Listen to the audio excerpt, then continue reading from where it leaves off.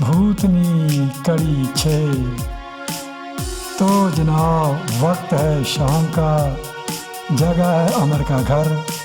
अमर घर पर नहीं है, इस वक्त वो गया हुआ है बाजार अमृता के लिए सामान लेने। घर में है अमृता का दादा जिसका नाम है भाग, और वो चांद कौर जिसने अधिकार जमा लिया है अमृता के शरीर पर।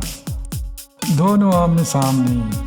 तो दादा कुछ परेशान सा, भूत भी परेशान हो जाते हैं भाई, परेशान है ये सोचकर कि उसने गुस्से में आकर गलत फैसला तो ले लिया था। इस बात से खफा होकर कि उसकी पोती उसके कहने से है बाहर। कहा था मैंने अमृता से सोचने लगा कि बेटा इस 2 कौड़ी के अमर को छोड़ो, अपने घर जाओ, कोई अच्छा सा घराना देखकर, ऊंचा खानदान हो जिसका है, जिसकी 10-10 फैक्ट्रियाँ हों, तो उस घर में शादी कर लो। लेकिन ये नहीं मानी, और तब मैंने गुस्से में आकर इस चांद कौर को बोल दिया कि चांद कौर घुस जाओ मेरी पोती के शरीर में। लेकिन ये भूत होते हैं सिर के कपूत। सोचने लगा कि इनको तो कोई मानव शरीर मिल जाए, उसमें एक बार घुस जाएं, फिर बड़े बड़े ओझा, बड़े बड़े मांत्रिक उनके निकाले से भी नहीं निकलते। और ये चांद कौर तो जैसे मैं दादा सोचने लगा कि मैंने भी तो जोगी के शरीर पर कब्जा कर रखा है, निकलने का मन नहीं करता। ऐसे ही अगर कल मैंने इस चांद कौर को कहा कि चांद कौर मेरी पोती के शरीर से निकल, तो आंखें तरेर कर अगर इसने कह दिया कि अबे चल, मैं नहीं निकलती, मुश्किल हो जाएगी भाई, मुश्किल हो जाएगी। और फिर एक डर उसे ये भी सता रहा था कि ये चांद कौर चांदनी रात में जब मैं बैठा था पीपल पर सीटी बजा रहा था, तो ये आई मेरी सीटी सुनकर आई थी। बोली कि ये सीटी तो मेरा राम आसरा बजाता था। कौन राम आसरा? बोली वो राम आसरा जिसके साथ मैं भागने लगी थी, लेकिन पकड़ी गई। मेरे बाप ने मेरी पिटाई की और मेरी शादी कर दी पाकिस्तान में दूर। ओह पाकिस्तान में क्या गई, वहाँ से बस भूतनी बनकर ही यहाँ सकी, जिंदा आने सकी, तरस गई थी यहाँ आने को। तो इसने मुझे बताया था तब कि इसने अपने ससुराल वालों से तंग आकर वहाँ पाकिस्तान में खुदकुशी कर ली थी। जब खुदकुशी की थी इसने तो इसकी उम्र थी महज 23-24 साल। 23-24 साल की उम्र। जब उमंगें होती हैं जवान, अरमान होते हैं खिले खिले। सोचने लगा दादा कि अगर वो इसके अरमान, वो 23-24 साल वाले अरमान उस अमर को देखकर फिर जाग सकते हैं। ये अमर देखने में खूबसूरत है, हैंडसम है, हटाकटा है।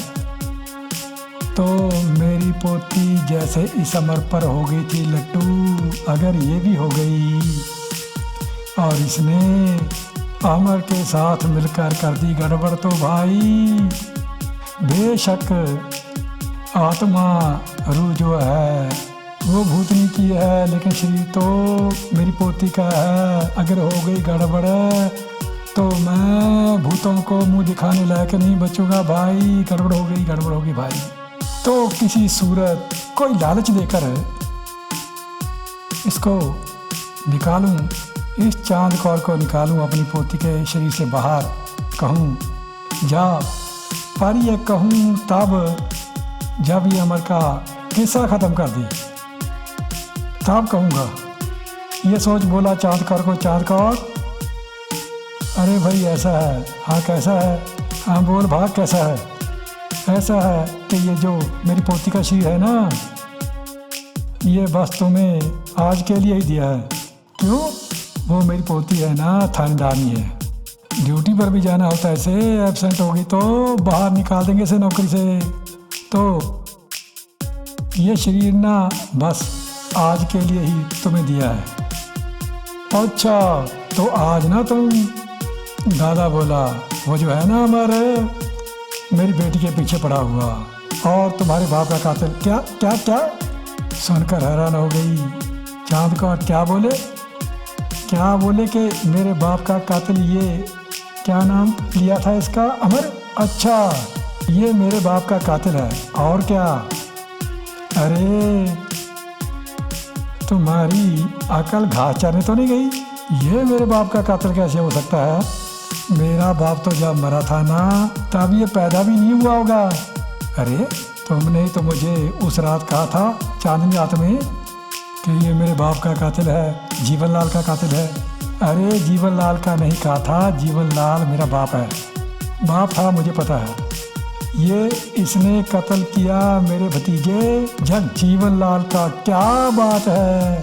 जीवनलाल का बेटा जगजीवनलाल है? सुनकर कोई धोखे में ना जाए तो क्या करे हैं? मैं भी शायद धोखे में आ गया हूँगा। चलो कत्ल तो किया है ना इसने। बोला दादा तुम्हारे बाप का ना सही, तुम्हारे भतीजे कत्ल किया है। तुम्हारे भतीजे का कत्ल छोड़ना नहीं से है? बदला लेने आई हो ना तो आज रात इसका ना काम तमाम करके तुम कल निकलो। निकलने से पहले सुनो, निकलने से पहले क्या, तुम मेरे पास आना। मैं तुम्हें अपने बेटे की तिजोरी से ना नोटों के बंडल निकाल कर तुम्हें दूंगा। वो लेकर अपने पोते पोतियों के पास चली जाना। मेरी बेटी को कल को ड्यूटी ज्वाइन करनी है ना, थानेदारी लगी हुई है। बोली चाँदकार। अच्छा तो तुम मुझे नोटों के बंडल दोगी? हाँ काफ़ी दूंगा, जितने कहोगी दे दूंगा। तो चली जाना कल तुम। तो भाग रे भाग। क्या बात करता है तू? बोली चाँदकार। इस घर में रह क्या है? एक है घड़ा सोने के जेवरातों से भरा। इतने जेवरात हैं उसमें कि अगर उनको दिया जाए बेच तो 2 फैक्ट्रियाँ क्या 4 फैक्ट्रियाँ खड़ी हो सकती हैं, तुम्हारी फैक्ट्रियों जैसी। अच्छा चौंका ये सुनकर दादा। बोला अच्छा तो ये अमर दौलत के ढेर पर बैठा है। अरे ये तो भाई कमाल का लड़का है। आहा इतना खूबसूरत लड़का मैंने कभी सोचा ही नहीं कि इस जैसा खूबसूरत लड़का है। चिराग लेकर ढूंढने से मिलेगा कहीं? इस शहर में तो नहीं मिलेगा, लगता है सूबे में भी नहीं होगा। सूबे में क्या पूरे देश में भी नहीं होगा। ना ये तो भाई इतना खूबसूरत नौजवान सजीला बांका है देखने में भोला हैंडसम तो है ही। तो मेरी पोती के लिए तो यही ठीक है। और अगर मिल गया ना वो घड़ा तो मेरी पोती तो करेगी ऐश। नौकरी में इतना कहाँ कमाएगी जितना उसको ये सोने का घड़ा मिलकर दौलत मिल जाएगी। ना भाई मैं तो ना अपनी पोती की शादी इस अमर से करवाऊंगा। शाबाश बेटी शाबाश। लगा तारीफ करने मानी मान अमृता की कि क्या चुना है तुमने है? ऐसा चुना है जिसके पास दौलत का ढेर है। ओहो और मैं इस भूतनी को कोई तिकड़म लगाकर कोई तरकीब लगाकर इसको यहाँ से भगाऊंगा। कैसे भगाऊं? अच्छा ये बात मन ही मन कर रहा था ना, सुनाई पड़ गई। भूतनी चाँदकार को बोली अच्छा तो अरे भगाना चाहता है मुझे यहाँ से। सुन ली तुम्हारी बात, तुम्हारे मन की बात सुन ली। क्या कह रहे हो? मैंने सुन लिया। अच्छा अब तुम मुझे भगाना चाहते हो? और कल तक? इस लड़के को कह रहे थे कि इसका काम तमाम करना है। आप उसके साथ अपनी बेटी की शादी के सपने देख रहे हो। वाह, गिरगिट भी इतने रंग नहीं बदलता होगा जितने तुम बदलते हो भाई। कमाल है, कमाल है। ओ नहीं नहीं नहीं, ऐसा है। दादा बोला चलो छोड़ो इसको, ऐसा करेंगे, अगर घड़ा मिल गया दोनों ढूंढेंगे मिलकर। पहले ये बताओ, तुम धरती के अंदर छुपी चीज़ों को देख सकती हो? ना, ये ताकत मुझ में नहीं है, तुझ में है ना? मुझ में भी नहीं है। दादा बोला चलो दोनों मिलकर ना ढूंढेंगे। वो अमर तो यही सोचेगा कि उसके घर मेरी पोती है, उसे क्या पता कि यहाँ तुम हो। दोनों मिलकर ढूंढेंगे, जब घड़ा मिल जाएगा तो दोनों आधा आधा कर लेंगे। उससे मेरे बेटे का कर्जा उतरेगा और तुम अपने पोते पोतियों को ऐश करवाना। ओके? ना ना ना ना, अरे भाग, तू भाग यहाँ से। वो घड़ा मेरे बाप का घड़ा है, जिसके बारे में मेरा बाप अपने बेटे को बतला जाता तो उसके साथ कोई शहजादी शादी करती, लेकिन वो बेचारा कंगाल, ऊपर से नशे करने का आदी, उसके साथ किसी ने शादी नहीं की, बेचारा ऐसे ही चला गया, कत्ल कर दिया इसने।